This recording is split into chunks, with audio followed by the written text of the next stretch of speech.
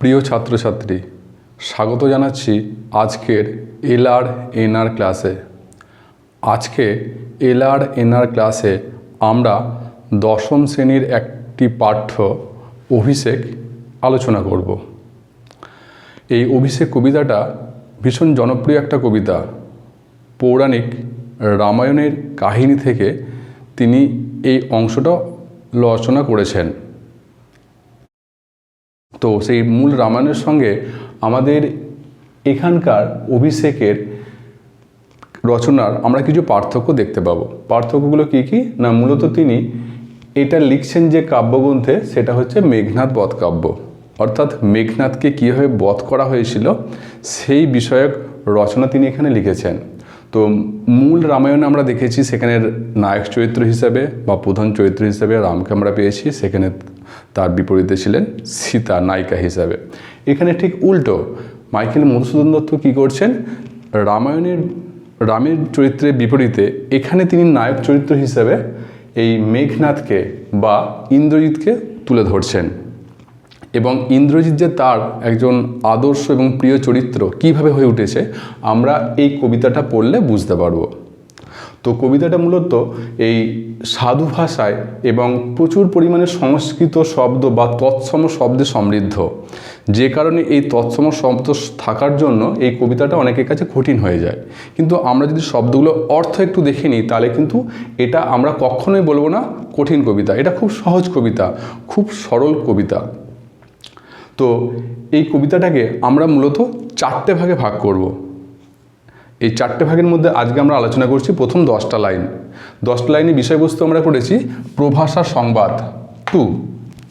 যে প্রভাষাকে না আমরা এখানে দেখতে পাবো যে যেই মুহূর্তে পূর্বরাত্রে রামচন্দ্রকে হত্যা করার ফলে ঠিক তার পরের দিন প্রমোদ উদ্যানে আনন্দের বাগানে সেখানে অন্যান্য সখীদের সঙ্গে মেঘনাদ আনন্দে মত্ত রয়েছেন, ব্যস্ত রয়েছেন।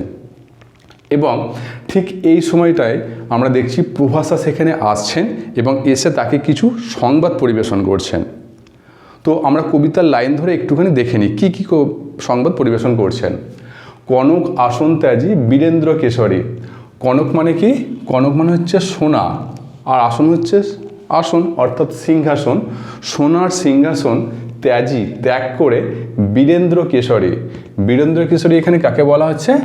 বীরেন্দ্র কেশরী এখানে বলা হচ্ছে মেঘনাদকে। কারণ কি না, বীরেন্দ্র শব্দটাকে যদি আমরা সন্ধি বিচ্ছেদ করি আমরা পাবো বীরযুক্ত ইন্দ্র, অর্থাৎ বীরদের বীর, এবং কেশরী, কেশরী বলতে আমরা বুঝি সিংহকে। তাহলে বীরদের মধ্যে বীর, এরকম সিংহের সাহসযুক্ত যে ব্যক্তি বা রাজা তিনি হচ্ছেন মেঘনাদ। ইন্দ্রজিৎ, তার নামও এখানে দিয়েছে ইন্দ্রজিৎ। তাহলে এই সোনার সিংহাসন ছেড়ে দিয়ে বীরেন্দ্র কেশরী বা বীর সাহসী যুক্ত ইন্দ্রজিৎ আসছেন প্রণমীয় ধাত্রীর চরণে, এবং তিনি প্রণাম করছেন ধাত্রীর চরণে। ধাত্রী মানে কি? ধাইমা, মানে মা হচ্ছেন একজন রয়েছেন যারা আমাদের জন্ম দেন, আর একজন রয়েছেন যারা আমাদের পালন করে বড় করে তোলেন। তো এখানে ধাত্রীমাতা হচ্ছেন সেই প্রভাষা যাকে পরবর্তীকালে যিনি পরবর্তীকালে এই মেঘনাদকে লালন পালন করে বড় করেছিলেন। তিনি এই ধাইমাতার চরণে প্রণাম করছেন। প্রণাম করে কি বলছেন না, কহিলা বললেন কি হেতু মাত গতি তব আজি, যে কি জন্য মা আজকে তোমার গতি হয়েছে। মা আপনি কি জন্য আজকে এসেছেন এখানে? এ ভবনে কহ দাসে লঙ্কার কুশল, আপনি এই দাসকে আপনার ছেলেকে বলুন লঙ্কার খবর, লঙ্কার কুশল। তাহলে এই যে যখন প্রভাষা যখন এই প্রমোদ উদ্যানে প্রবেশ করছেন, ঠিক সেই সময় মেঘনাদ কী করছেন, তাকে হাত জোড় করে সিংহাসন ছেড়ে উঠে যাচ্ছেন এবং প্রণাম করে বলছেন মা বলুন যে আপনি আজকে কী জন্য এসেছেন, কোন সংবাদ শোনাতে এসেছেন। শিরচুম্বী ছদ্মবেশী অম্বুরাশির সুতা, তখন শিরোমান হচ্ছে কপাল, কপাল চুম্বন করছেন ছদ্মবেশী অম্বুরাশির সুতা। ছদ্মবেশী মানে কি? ছদ্মবেশ ধারণকারী। আর অম্বুরাশি মানে হচ্ছে সমুদ্র রাশি, আর সুতা হচ্ছে কন্যা, অর্থাৎ সমুদ্র থেকে উত্থিত হয়েছিলেন বলে দেবী লক্ষ্মীর আরেক নাম হচ্ছে অম্বুরাশির সুতা। সুতা মানে হচ্ছে কন্যা, আর অম্বুরাশি মানে হচ্ছে সমুদ্র বা জলরাশি। তাহলে এই প্রভাষার ছদ্মরূপে আসা এই অম্বুরাশি সুতা অর্থাৎ দেবী লক্ষ্মী বা রমা তিনি উত্তর দিচ্ছেন, উত্তরীলা কি উত্তর দিচ্ছেন, হাই পুত্র কি আর কহিব কনক লঙ্কার দশা, যে পুত্র আমি কি আর বলবো তোমাকে এই সোনার লঙ্কার দশা। কনক লঙ্কা মানে হচ্ছে সোনার লঙ্কা।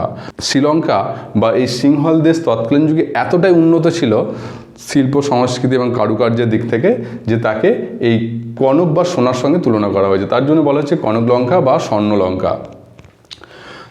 কি বলছেন, ঘোরতর রণে হত প্রিয় ভাই তব বীরবাহু বলি, যে ঘোরতর রণে মানে কি, প্রচণ্ড যুদ্ধে, হত প্রিয় ভাই তব বীরবাহু বলি, হত মানে হচ্ছেন মারা গেছেন, প্রিয় ভাই তোমার প্রিয় ভাই, তব সে হচ্ছে কে না বীরবাহু বলি, অর্থাৎ বলি বা সাহসী যোদ্ধা বীরবাহু মারা গেছেন। অর্থাৎ কি না এই দেবী লক্ষ্মী প্রভাসার ছদ্মবেশ নিয়ে তিনি প্রমোদ উদ্যানে আসছেন, এসে ইন্দ্রজিৎকে সংবাদ দিচ্ছেন কি যে তার প্রিয় ভাই বীরবাহু সে হচ্ছে মারা গেছে। কার হাতে মারা গেছে না রামের হাতে। তার শোকে মহাশোকী রাক্ষস অধিপতি, এবং তার এই শোকে অর্থাৎ কষ্টে মৃত্যু কষ্টের জন্য মহাশোকী প্রচণ্ড পরিমাণে শোক বা কষ্ট পেয়েছেন কে, রাক্ষস অধিপতি। রাক্ষস অধিপতি কাকে বলা হচ্ছে, রাবণকে, অর্থাৎ মেঘনাদের বাবাকে, বীরবাহুর বাবাকে।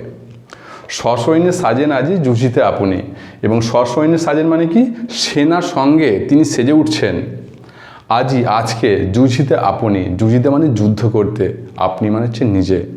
তাহলে যে মুহূর্তে দেখতে পাচ্ছি যে রাবণের অন্যতম পুত্র বীরবাহু মারা যাচ্ছেন এবং তাকে রামচন্দ্র হত্যা করছেন, সেই জন্য সেই যুদ্ধের প্রতিশোধ নেওয়ার জন্য তিনি সেনার সাজে সেজে উঠছেন, এবং এই কথাটা তিনি মেঘনাদকে বলছেন না। তার কারণটা কি না মেঘনাদ হচ্ছে তার অন্যতম একটা প্রিয় পুত্র, তাহলে মেঘনাদ যদি যুদ্ধক্ষেত্রে যান সেক্ষেত্রে তারও প্রাণ সংশয় হতে পারে।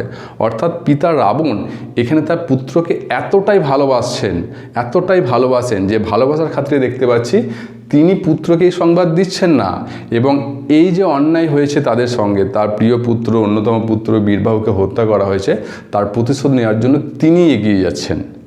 এইটা হচ্ছে আমাদের প্রথম 10 লাইনের বিষয়বস্তু। তো আরেকবার বলে দিই আমাদের এই 10 লাইনের আজকে বিষয়বস্তুটা কি, আমরা করেছি প্রভাষা সংবাদ 2, অর্থাৎ প্রভাষা আসছেন দুটো সংবাদ পরিবেশন করছেন। কি কি, প্রথম সংবাদ হচ্ছে যে হত প্রিয় ভাই তব বীরবাহু বলি, অর্থাৎ তোমার প্রিয় ভাই এই বীরবাহু যুদ্ধক্ষেত্রে মারা যাচ্ছেন, তাকে মারছে কে, তাকে মারছে হচ্ছে রামচন্দ্র।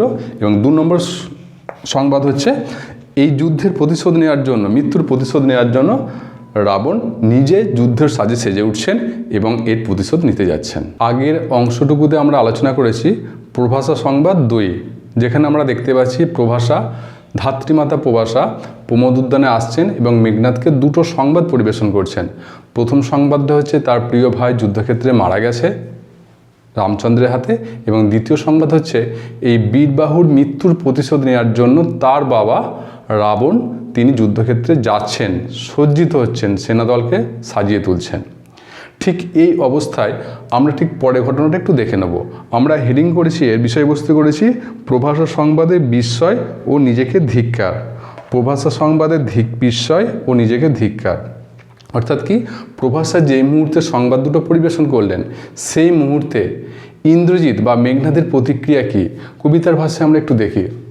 জিজ্ঞাসিল মহাবাহু বিস্ময় মানিয়া, অর্থাৎ যখন প্রভাষা তাকে সংবাদ দুটো দিচ্ছেন সেই সময় এই মহাবাহু বা ইন্দ্রজিৎ বিস্ময় মানিয়া অর্থাৎ বিস্মিত হয়ে অবাক হয়ে তিনি জিজ্ঞাসা করছেন। কি জিজ্ঞাসা করছেন, কি কহিলা ভগবতী, কি বললেন আপনি ভগবতী দেবী মা, কে বধিল কবে প্রিয়ানুজে, কে বধ করলো হত্যা করলো কবে প্রিয়ানুজ, প্রিয়ানুজ মানে তার প্রিয় ভাইকে। নিসারণে সংহারিণু আমি রঘুবরে, অর্থাৎ রাত্রিকালীন যুদ্ধে ঠিক যেদিনকে ঘটনাটা বলছে ঠিক তার আগের রাত্রে তিনি তার প্রিয় ভাইয়ের হত্যাকারী অর্থাৎ এই রঘুবর, রঘুবংশের শ্রেষ্ঠ অর্থাৎ রামচন্দ্রকে নিজের হাতে হত্যা করেছেন। খণ্ড খণ্ড করিয়া কাটিনু বড়শি প্রচণ্ড স্বর বৈরী দলে, এবং শুধু তাকে হত্যা করা নয়, তাকে খণ্ড খণ্ড করে কেটেছেন এবং বড়শি প্রচণ্ড স্বর বৈরী দলে, বর্ষণ করেছেন প্রচণ্ড স্বর অর্থাৎ বাণ, অনেক বাণ নিক্ষেপ করেছেন বৈরী দল অর্থাৎ শত্রু দলকে। অর্থাৎ শত্রু দলে বাণ নিক্ষেপের মধ্য দিয়ে তিনি এই রঘুবর অর্থাৎ রামচন্দ্রকে খণ্ড খণ্ড করে টুকরো টুকরো করে কেটেছেন। তবে এ বারতা, তাহলে এই খবর, এ অদ্ভুত বারতা জননী কোথায় পাইলে তুমি? এই অদ্ভুত যে খবর আমি আগে কখনো শুনিনি, আগে যা সচরাচর শোনা যায় না, যে একটা মৃত মানুষ সে কি করে প্রাণ ফিরে পেয়ে আবার হত্যা করতে পারে। অর্থাৎ এই খবর তিনি আগে শোনেননি, আগে জানেননি, তার জন্য তিনি বলছেন এই খবরটা অদ্ভুত। যে কি, জননী কোথায় পাইলে তুমি? যে মা আপনি এটা কোথায় পেলেন? তুমি এটা কোথায় পেলে মা এই খবর? শীঘ্র কহ দাসে, আমাকে কিন্তু তাড়াতাড়ি বলো।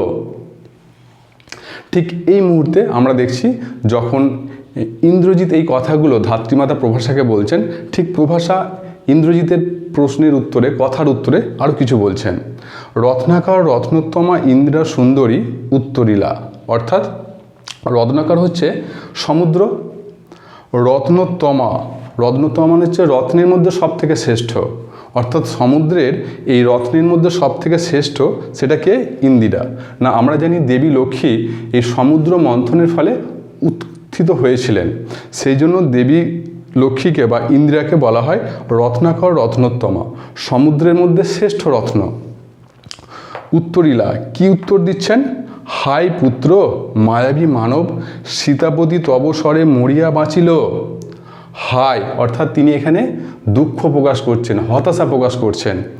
পুত্র মায়াবী মানব সীতাপতি, যে এই সীতাপতি অর্থাৎ সীতার পতি বা সীতার পতি রামচন্দ্র, সে হচ্ছেন মায়াবী মানব, অর্থাৎ তার মধ্যে মায়া রয়েছে, দৈব ক্ষমতা রয়েছে।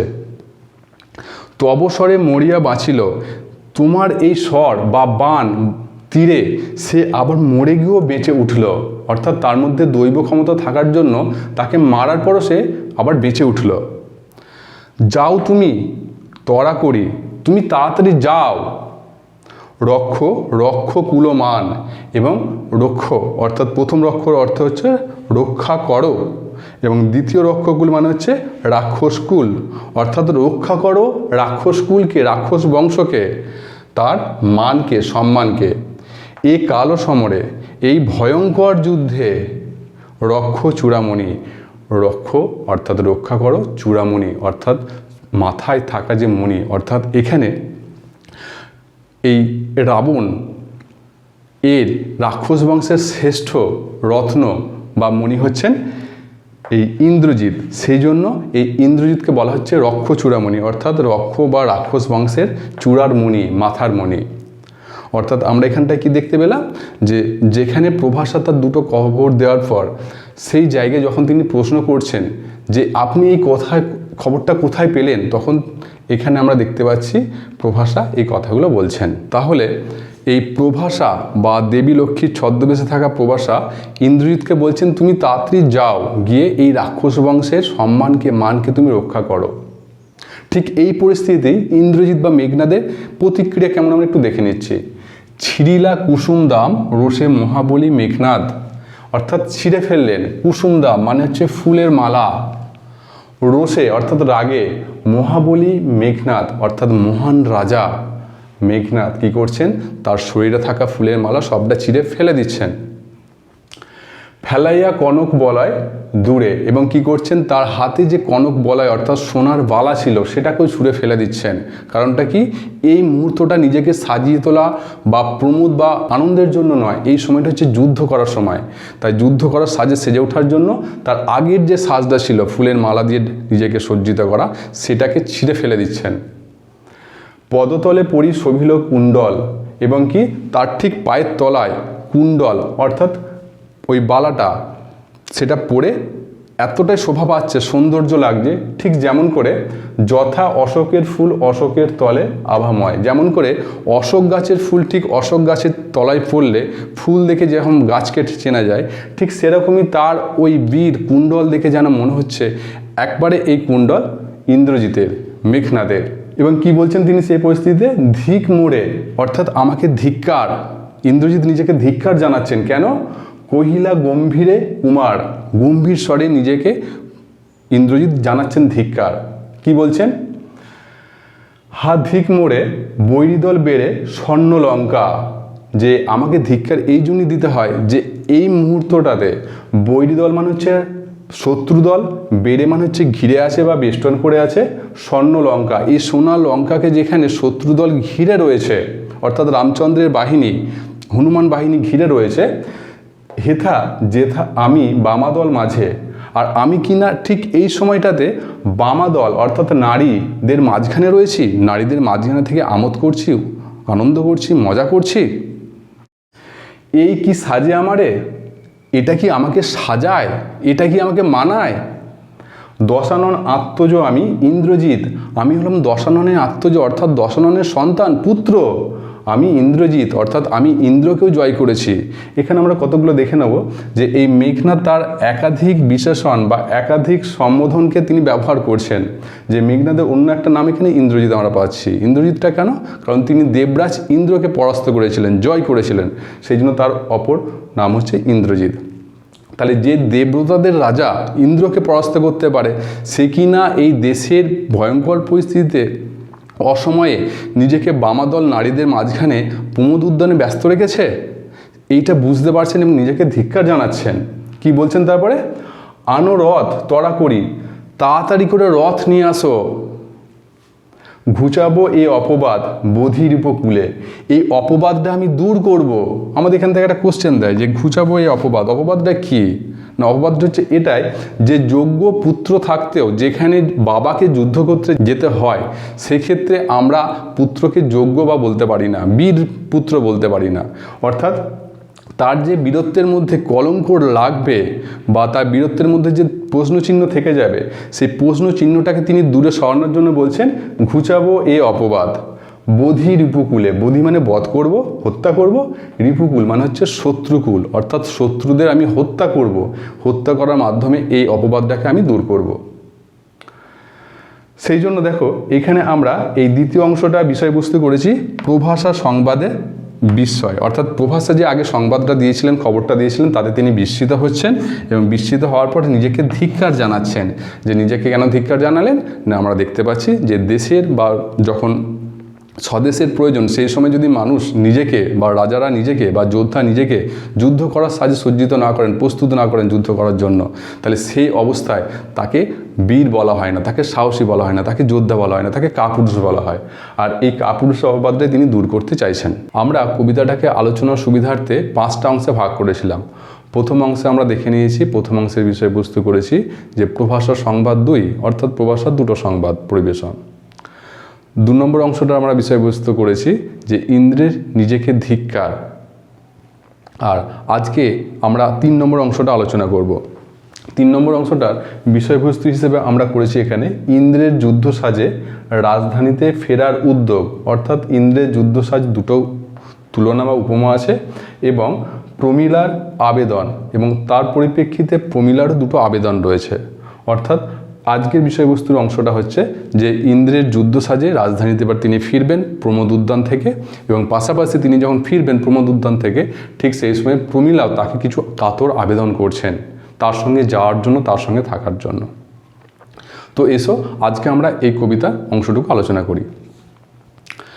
প্রথমে আমরা দেখছি সাজিলা রথীন্দ্র ঋষভ বীর আবরণে, সেজে উঠছেন রথীন্দ্র ঋষভ অর্থাৎ রাজাদের মধ্যে শ্রেষ্ঠ রাজা, বীর আভরণে বীরদের শয্যায়, হৈমবতী সুত যথা নাসিতে তারকে মহাসুর, যে তার এই শয্যাটা সাজসজ্জাটা ঠিক কীরকম? না, প্রথম তুলনা করছেন যে হৈমবতী সুত অর্থাৎ দেবী দুর্গার পুত্র তারক নামক মহাসুরকে, অসুরকে বধ করার জন্য ঠিক যেরকম সাজে সেজে উঠেছিলেন, অর্থাৎ তার কাছে সময় ছিল না, খুব দ্রুততার সঙ্গে তিনি সেজে উঠেছিলেন। এখানেও একই রকমভাবে যেই মুহূর্তে তিনি শুনছেন যে তার ভাইকে তার শত্রুরা হত্যা করেছে, সেই মুহূর্তে তিনি সময় নষ্ট না করে যথাসম্ভব দ্রুত তাড়াতাড়ি তিনি যুদ্ধসজ্জায় সেজে উঠছেন। তার প্রথম তুলনাটা হচ্ছে হৈমবতী সুত অর্থাৎ দেবী দুর্গা পুত্র কার্তিক যেমন করে তারক নামক মহাসুরকে হত্যা করেছিল, ঠিক সেভাবেই সেজে উঠছেন। কিংবা আরেকটা উদাহরণ দিচ্ছেন যে কি যথা বিহন্নলারূপী কিরীটি, যে আর একটা দ্বিতীয় সজ্জা হচ্ছে যে বৃহন্নলা রূপী কিরীটি, অর্থাৎ বৃহন্নলা রূপী কিরীটি অর্থাৎ অর্জুনের সজ্জার সঙ্গে, সাজসজ্জার সঙ্গে তুলনা করছেন। কিভাবে সেটা? বিরাট পুত্র সহ উদ্ধারিতে গোধন, যে আমরা দেখেছি মহাভারতে রয়েছে একটা অংশে যেখানে অর্জুনকে স্বর্গের এক অপ্সরী তাকে প্রেম নিবেদন করেছিলেন এবং সেই প্রেম প্রত্যাখ্যান করার জন্য তিনি সেই অর্জুনকে অভিশাপ দিয়েছিলেন যে যে পৌরুষত্বের জন্য তার এত অভিমান, এত গর্ব, এত অহংকার, সে পৌরুষত্ব তার থাকবে না, সে একটা সময় নপুংসকে পরিণত হবে, তার পুরুষত্বহীনতা নষ্ট হয়ে যাবে। ঠিক আমরা দেখছি এটা মহাভারতের ক্ষেত্রে যখন তিনি এই বিরাট রাজার পুত্রকে, বিরাট রাজার কন্যাকে তিনি নাচ শেখাচ্ছেন, ঠিক সেই সময় এই অভিশাপটা তার ক্ষেত্রে প্রয়োগ হয়েছিল, মানে ফলেছিল। এবং সেই উদাহরণটা এখানে তুলে ধরছেন যে যে অবস্থায় তিনি বিরাট রাজার পুত্র সহ উদ্ধারিত গোধন অর্থাৎ কৌরবরা যখন বিরাট রাজার রাজ্যে আক্রমণ করেছিল এবং তাদের গোধন অর্থাৎ গরু বাহিনী এগুলোকে লুট করছিল, ঠিক সেই সময় সাজিলা সুরো অর্থাৎ সেজে উঠেছিলেন, সুরো মানে সাহসী যোদ্ধা, সমী বৃক্ষ মূলে, যে কি সমী বৃক্ষ অর্থাৎ সমী গাছ, সমী হচ্ছে শিমুল জাতীয় এক রকমের গাছ, সেই গাছের তলাতেই খুব অল্প সময়ের মধ্যে তিনি যুদ্ধের সাজে, সেনার সাজে সেজে উঠেছিলেন। অর্থাৎ এই যুদ্ধের সাজসজ্জাটা তিনি দুটো তুলনা করছেন, একটা হচ্ছে কার্তিক যখন তারক নামক অসুরকে বধ করেছিলেন সেই সময়কার সজ্জা, এবং দ্বিতীয়টা হচ্ছে যে বৃহন্নলারূপী কিরীটি যখন ওই বিরাট পুত্রদের সাহায্য করার জন্য কৌরবদের বিরুদ্ধে যুদ্ধ করেছিলেন, ঠিক সেই সময়কার সাজের সঙ্গে তুলনা করছেন। মেঘবর্ণ রথ কি, সেই সময়কার তার রথের রংটা বা বর্ণটা আমরা দেখছি মেঘবর্ণ অর্থাৎ মেঘের মতো কালো, চক্র বিজলির ছটা এবং তার চাকাগুলো, রথের যে চাকা হয় সেই চাকাগুলো হচ্ছে বিজলির ছটার মতো চকচক করছে। ধ্বজ ইন্দ্র চাপরূপী, এবং তার ধ্বজ মানে হচ্ছে পতাকা, এই যুদ্ধের পতাকা, তার রথের পতাকাটা হচ্ছে ইন্দ্র চাপরূপী অর্থাৎ কি রামধনু বর্ণের। তুরঙ্গম বেগে আশুগতি, এবং তুরঙ্গম বেগ মানে হচ্ছে ঘোড়ার বেগের মতো তিনি দ্রুত গতিতে যাবেন, এইরকম তার প্রস্তুতি। রথে চড়ে বীর চূড়ামণি বীর দর্পে, ঠিক রথে চড়ে এই বীর চূড়ামণি অর্থাৎ ইন্দ্রজিৎ বীর দর্পে তার বীরত্বের সঙ্গে যখন উঠছেন, হেনকালে প্রমীলা সুন্দরী ধরিপতি করযুগ, ঠিক এই সময় দেখতে পাচ্ছি প্রমীলা অর্থাৎ ইন্দ্রজিতের পত্নী তার করযুগ অর্থাৎ তার হাত যুগল, দুটো হাত ধরে ফেলছেন। কিভাবে ধরে ফেলছেন তারও দুটো তুলনা আমরা এখানে পাচ্ছি।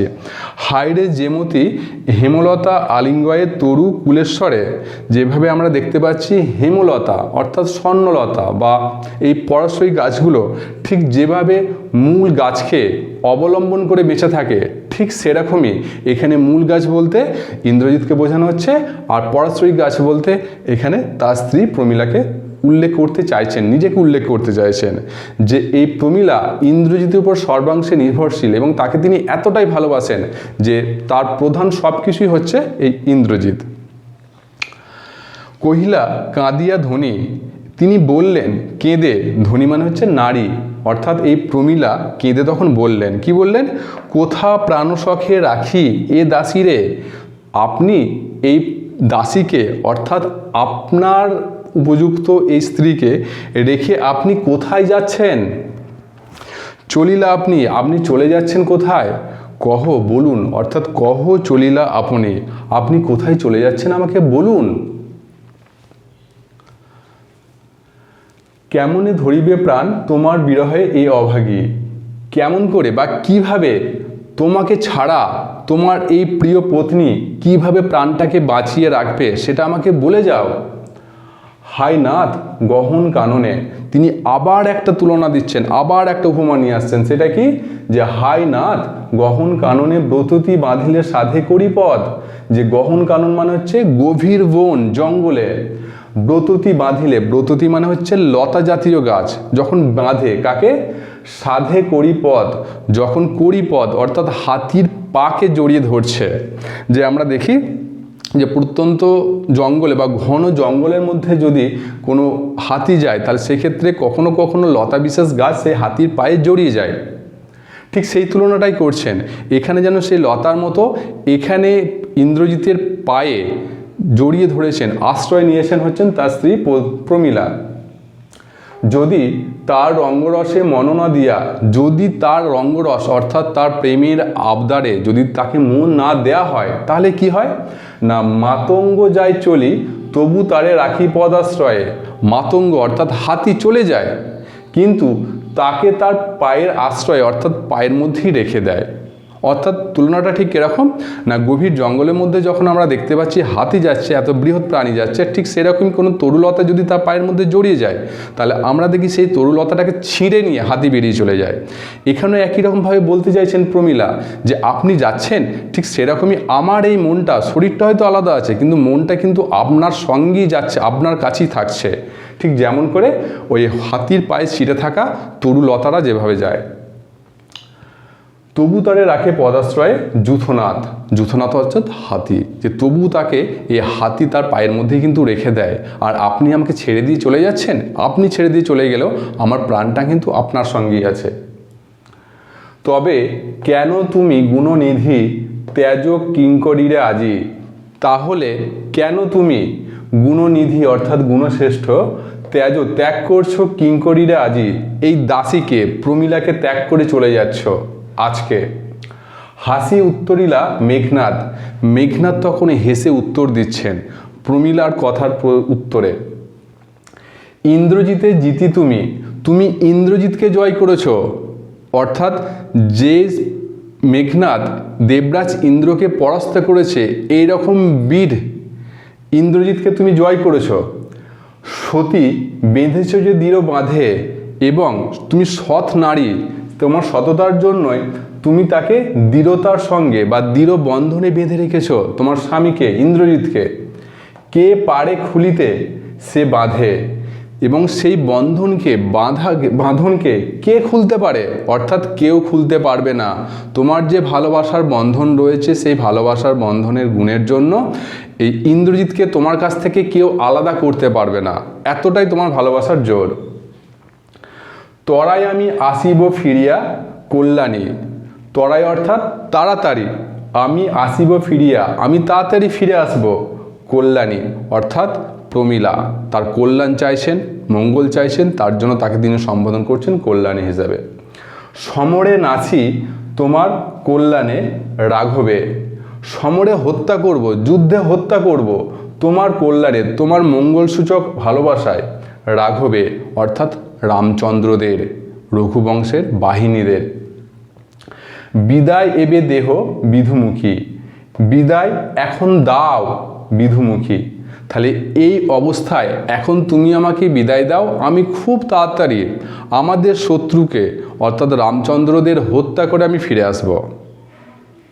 অর্থাৎ এই অংশের মূল বিষয়বস্তু কি হলো না, ইন্দ্রের যুদ্ধ সাজে রাজধানীতে ফেরার উদ্যোগ। যুদ্ধ সাজেছে দুটো, কি কি যুদ্ধ সাজ আমরা পেলাম, একটা দেখলাম আমরা কার্তিকের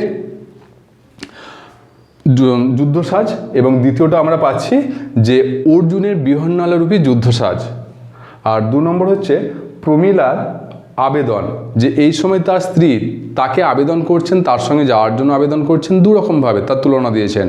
যে একটা কি, যেভাবে হেমলতা বা স্বর্ণলতা জাতীয় পরাশয়ী গাছেরা প্রধান গাছকে অবলম্বন করে ওঠে, ঠিক সেরকমই এখানে প্রধান গাছের মতো হচ্ছে ইন্দ্রজিৎ তার প্রধান অবলম্বন, এবং প্রমীলা তার কাছে হচ্ছে এইরকমই একটা অবলম্বনকারী প্রাণী, জীব বা তার স্ত্রী।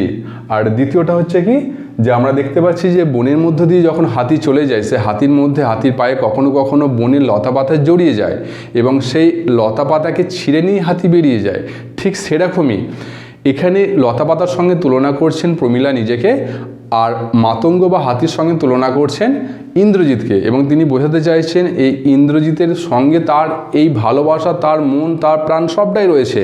তিনি চলে যাচ্ছেন মানে তার মন প্রাণ সবটাই তিনি নিয়ে চলে যাচ্ছেন।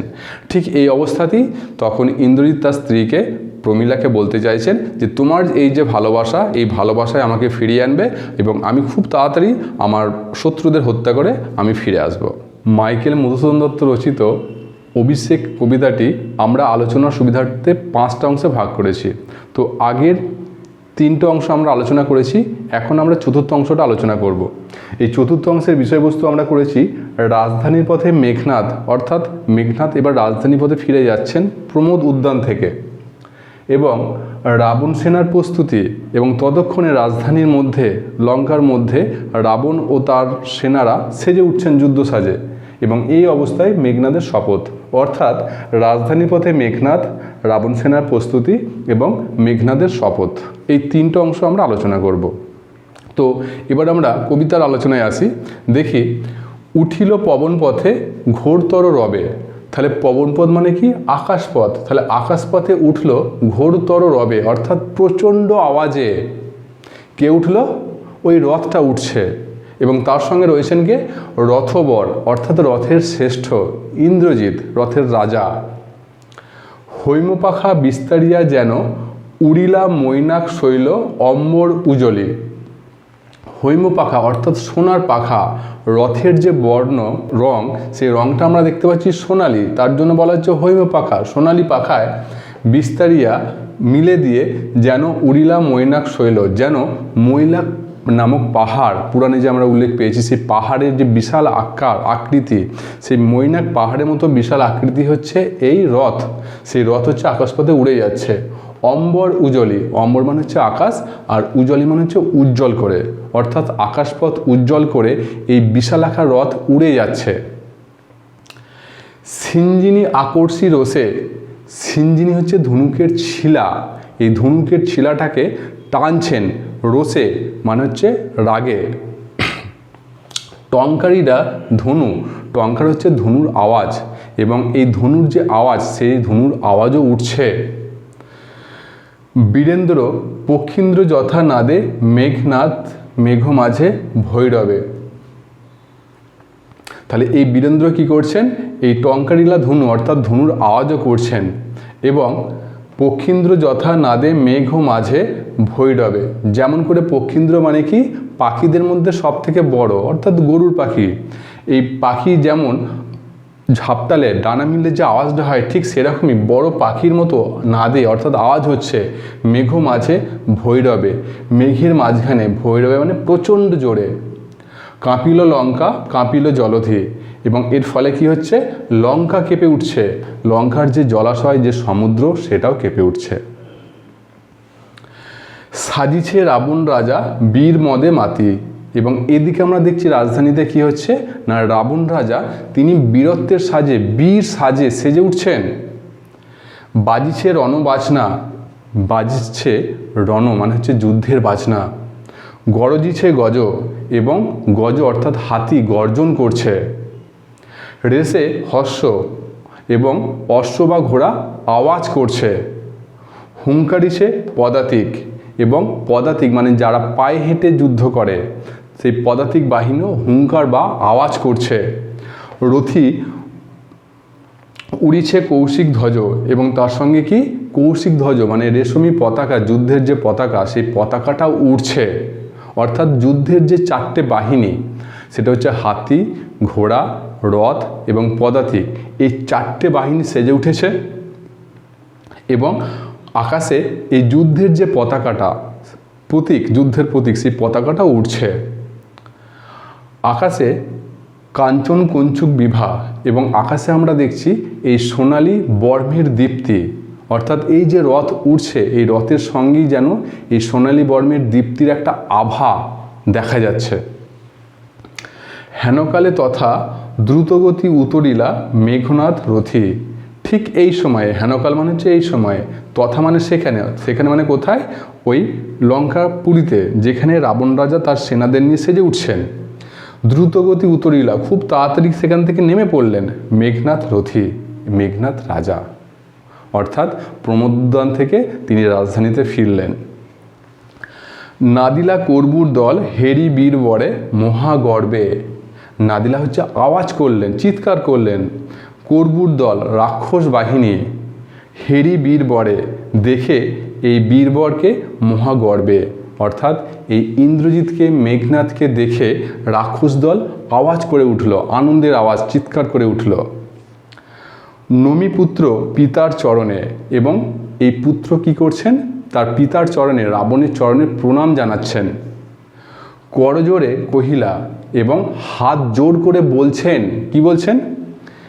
হে রক্ষকুলপতি, হে রাক্ষসকুলের প্রতি অর্থাৎ রাক্ষসকুলের প্রধান রাজা, শুনেছি, আমি শুনলাম নাকি মরিয়া নাকি বাঁচিয়াছে পুনঃ রাঘব, যে এই রাঘব অর্থাৎ রঘুবংশের শ্রেষ্ঠ রাজা রামচন্দ্র মরেও নাকি আবার পুনরায় বেঁচে উঠেছেন। এ মায়া পিত বুঝিতে না পারি, এই মায়া দৈব ক্ষমতাটা আমি বুঝতে পারছি না পিতা, কিন্তু অনুমতি দেহ সমূলে নির্মল করিব পামরে আজি, কিন্তু অনুমতি দাও আমাকে সমূলে অর্থাৎ তার স্ববংশ সমেত নির্মূল করিব, তাকে ধ্বংস করে দেব, পামরে আজি, এই পাপীকে আজকে, অর্থাৎ আমাকে অনুমতি দিন, এই পাপীকে আজকে আমি সব বংশে ধ্বংস করে দেব। ঘোর সরানলে করি ভস্য, এবং প্রচণ্ড স্বর বাণের আগুনে তাকে আমি ভস্য করে দেবো, ছাই করে দেবো।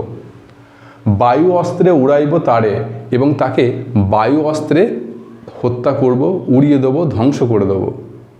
নতুবা বাঁধিয়া আনি দিব রাজপদে, না হলে তাকে বেঁধে নিয়ে আনবো রাজপদে, অর্থাৎ রাজার পায়ের কাছে নিয়ে আনবো, আপনার পায়ের কাছে, রাবণ রাজার পায়ের কাছে নিয়ে আসবো।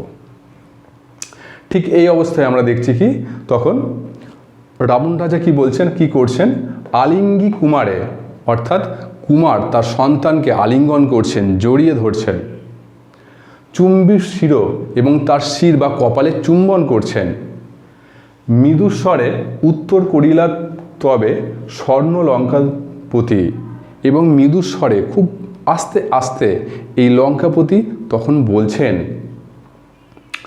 রাক্ষসকুল শেখর তুমি, রাক্ষসকুলের শেখর বা শ্রেষ্ঠ তুমি, বৎস তুমি রাক্ষসকুল ভরসা, বাছা তুমি এই রাক্ষস বংশের একমাত্র ভরসা অবলম্বন। এ কাল ও সমরে নাহি চাহে প্রাণ মম পাঠাইতে তোমা বারংবার, এই ভয়ঙ্কর যুদ্ধে, এই বিপজ্জনক যুদ্ধে আমার মন চাইছে না বারবার তোমাকে পাঠাতে।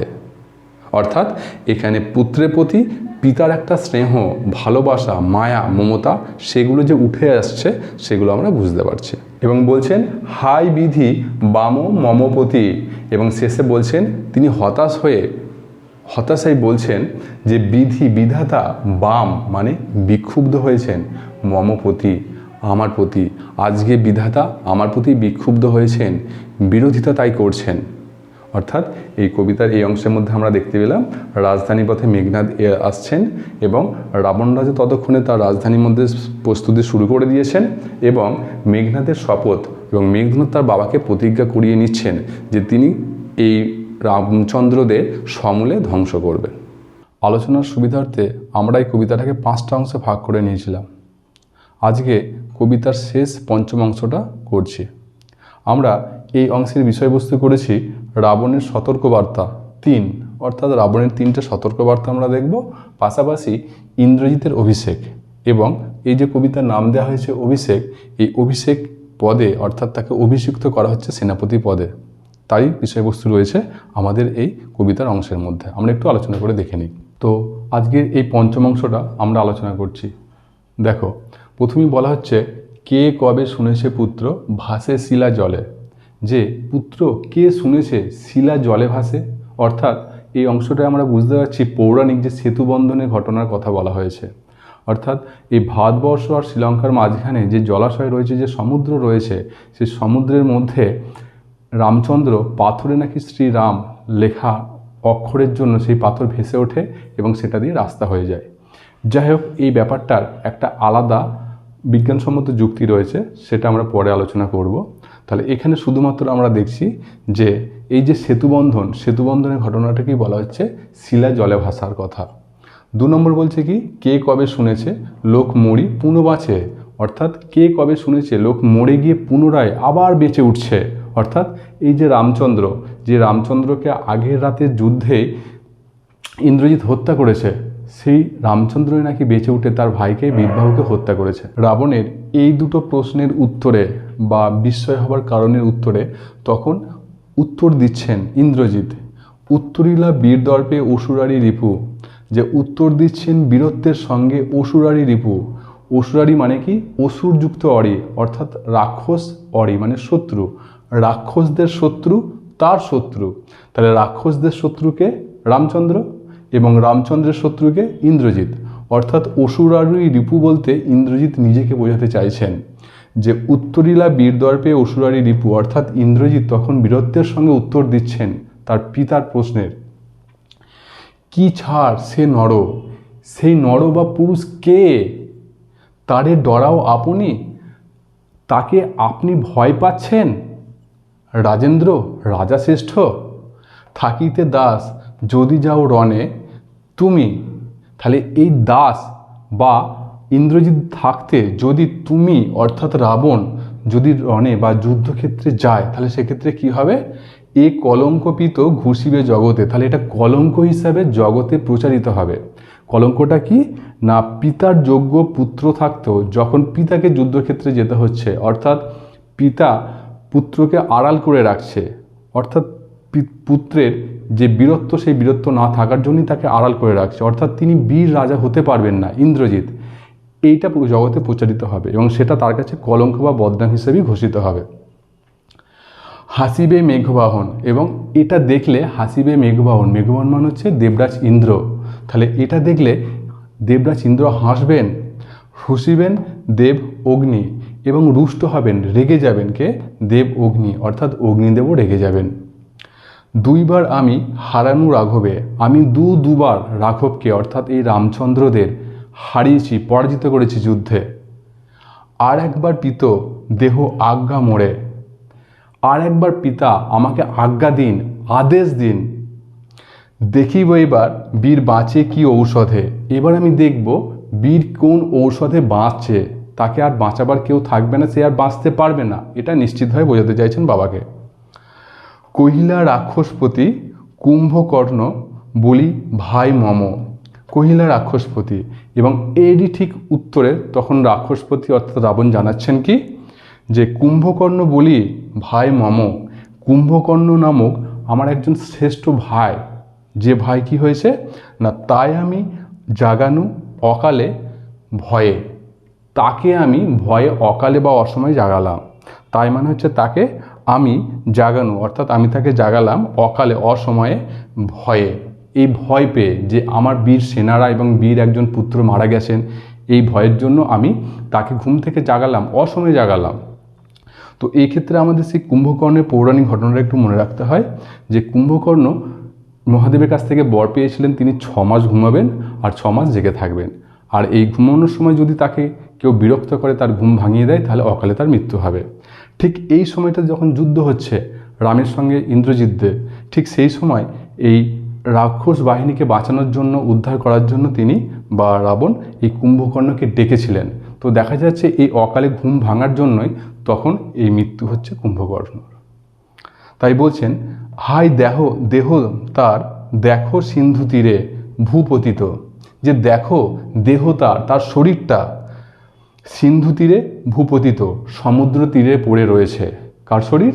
কুম্ভকর্ণের শরীর।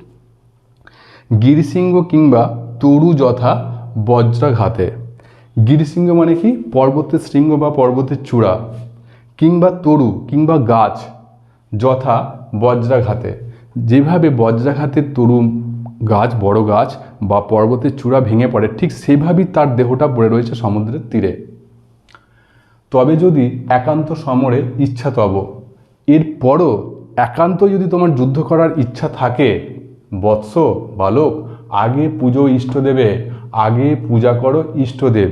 ইষ্টদেব মানে তাদের আরাধ্য দেব, তাদের আরাধ্য দেব হচ্ছেন দেবরাজ অগ্নি, অর্থাৎ এই দেবতা অগ্নির পূজা করতে বলছেন।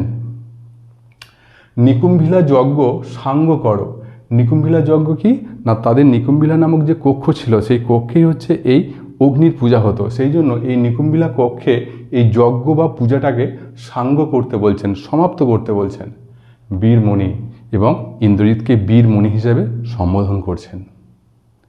সেনাপতি পদে আমি বরিনু তোমারে, আমি তোমাকে সেনাপতি পদে বরণ করলাম, মেনে নিলাম। দেখো অস্তাচলগামী দীননাথ এবে, দেখো অস্তাচল অর্থাৎ ডুবে যাচ্ছে, দীননাথ মানে সূর্য, আর এবে হচ্ছে এখন, যে দেখো এখন সূর্য ডুবে যাচ্ছে। প্রভাতে যুঝিও অর্থাৎ ভোরের দিকে, ভোরবেলায় সকালে তুমি যুদ্ধ করো বৎস বালক রাঘবের সাথে। তাহলে এখন সূর্য ডুবে যাচ্ছে, এই সময় যুদ্ধ যাওয়ার প্রয়োজন নেই, তুমি সকালবেলায় উঠবে, সকালবেলায় তারপর রামচন্দ্রের সঙ্গে যুদ্ধ করবে। এতে কহিয়া রাজা, এই বলে রাজা যথা বিধি লয়ে অর্থাৎ বিধি বা বিধাতাকে অনুসরণ করে, রীতিকে অনুসরণ করে গঙ্গোদক মানে গঙ্গযুক্ত উদক, গঙ্গাযুক্ত উদক অর্থাৎ গঙ্গার জল, উদক মানে হচ্ছে জল, তাহলে এই বিধি মেনে গঙ্গার জল দিয়ে অভিষেক করিলাত কুমারে, এবং এই অভিষিক্ত করলেন ইন্দ্রজিৎকে সেনাপতি পদে। অর্থাৎ এই যে ইন্দ্রজিৎ যুদ্ধ করতে যাবেন, সেই ইন্দ্রজিৎকে যুদ্ধে পাঠানোর আগে পিতা তাকে কিছু সতর্কবার্তা জানাচ্ছেন, জানানোর পাশাপাশি তাকে যথাযথ নীতি রীতি মেনে তাকে ওই অভিষিক্ত করছেন সিংহাসনে সেনাপতি পদে। তো এইটাই হলো আজকে আমাদের শেষ অংশটার বিষয়বস্তু। আশা করি এই অংশের মধ্যে তোমাদের কোনো অসুবিধা নেই। একটু ভালো করে শুধু খেয়াল রাখবে, এখানে যে সমস্ত তৎসম শব্দগুলো আছে, তৎসম শব্দগুলোর বাংলা অর্থ করতে এবং এগুলোকে ভেঙে ভেঙে উচ্চারণ করতে, তাহলে উচ্চারণ করতে তোমাদের সুবিধা হবে, বুঝতে তোমরা সুবিধা হবে। এরপরে যদি তোমাদের কিছু অসুবিধা থাকে, কোনো প্রশ্ন থাকে, তাহলে অবশ্যই আমাকে আমার কমেন্ট বক্সে জানাবে, মন্তব্য করে জানাবে, আমি এর যথাযথ উত্তর দেওয়ার চেষ্টা করব। এরপরেও যদি তোমাদের বড় কিছু প্রশ্ন বা উত্তর প্রয়োজন হয়, সেক্ষেত্রে আমাদের এই LRNR অ্যাপসটি তোমরা ডাউনলোড করে নেবে এবং ফোন থেকে আমাদের এই অ্যাপসের মাধ্যমে আমাদের যাবতীয় ছোট প্রশ্ন, বড় প্রশ্ন এবং তোমাদের থাকা কোনো প্রশ্নের উত্তর তোমরা এখান থেকে পেয়ে যাবে।